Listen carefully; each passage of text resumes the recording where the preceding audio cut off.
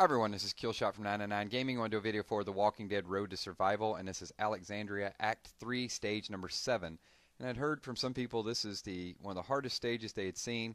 I'm bringing all alert, so this isn't my strongest team, but it's the team that I've used the most.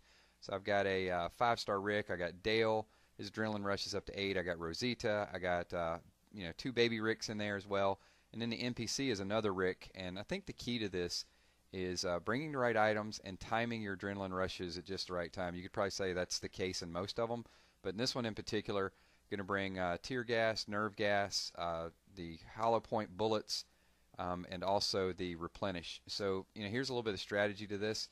Is you just want to make sure that you're nerfing the right things. So you got to know what to nerf to weaken their hits on you, and then you got to know what to weaken their ability so you can hit them twice as hard. So here you can see I've got the attack on this blue way down.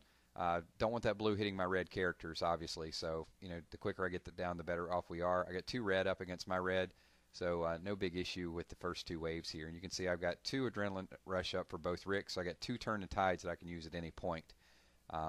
There's a hail of bullets which hit really hard, hit a little bit harder than I expected there. But I'm going to go ahead and cast Dale's heal and take these turn the tides into wave number 3. So wave number 3, you can see I'm going to weaken the 2 red down at the bottom so they don't hit me as hard, and then the 2 yellow up at the top, I'm going to weaken their defense so I hit them twice as hard.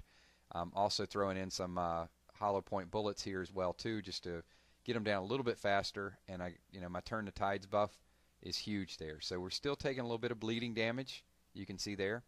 But there's the turn tides there, gives us a nice little attack burst as well. And it's my red versus their red. So you got to hope that that we're going to win that battle. So here I've got their attack down. So it's going to take a little bit longer because they still got their full defense. But as long as they're not hitting me with full strength, I'm okay. So I went ahead and weakened them there just to get this done a little bit quicker.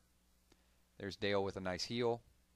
And you can see their defense is down now. So now my hits are going to be twice as hard as they were before. And just balancing that sidekick support. And anytime this Rick here has Respect to Resolve up, I'm going to use it because that gives me the extra shield. So it makes my defense extra. I think it's 50% that I get with that. You can see it's taken me a little while to get them down, but ultimately we're in good shape. So this one is pretty interesting matchup here because we got yellow and blue. So this is probably the one that's the biggest challenge for my team. So you can see the 2 down at the bottom, I'm going to weaken their attack. The 2 up the top, I'm going to weaken their defense. So the ones that have the weaker defense, I've got a few turns just to get them down as quick as possible. So there's a turn the tides. That's going to give us a little bit of a crit boost and also an attack boost. And I want to get those, that one in the middle. You can see I cast that to weaken their defense.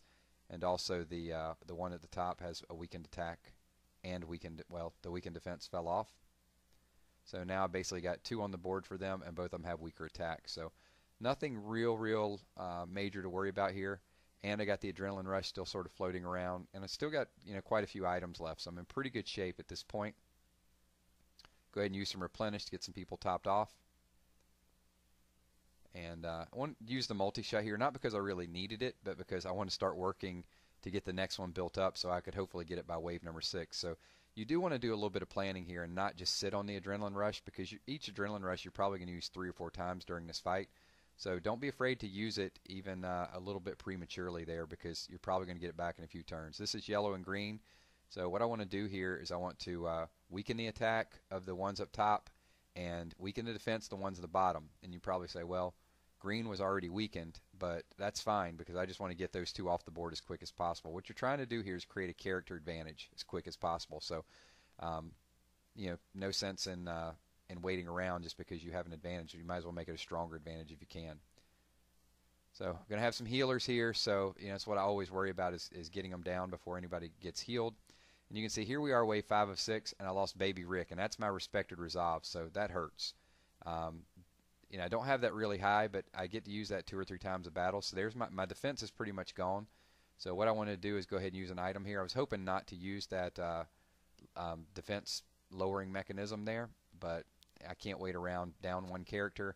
I don't want to go in here and use too many items at wave number 5 because I know I'm going to need some stuff on wave number 6 to get through it. He had a heal there, so it's going to make it a little bit longer. So this is what it's all about right here. So I got 5 left. They've got 5. and these are all yellow. So we're going to use everything we got. We are going to weaken all of them, and we're also going to weaken 2 of their defense down at the bottom. So the goal here is within a couple rounds to get these get this bottom row out of the way. You can see I'm going to turn the tides here, give us a nice little extra boost. So now we're in pretty good shape. We got 5, they got 3. I'm going to leave Jeremiah for the end because I really don't like Jeremiah, and I want to see him die last. Now, actually, he's the strongest, so I didn't want to waste about 4 turns attacking him and have the 2 at the top have their buffs wear off. So I really thought it was the best advantage to get those 2 down, and now you've got a 5-on-1. But Jeremiah's tough. Don't get me wrong. I mean, I got 5 people hitting him, and he's still 50% life.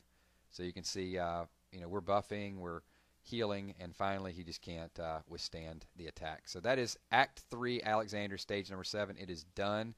Thanks everyone watching. Give this video a thumbs up if you like what I'm doing here, and I'll get the last stage up for you guys soon. Peace.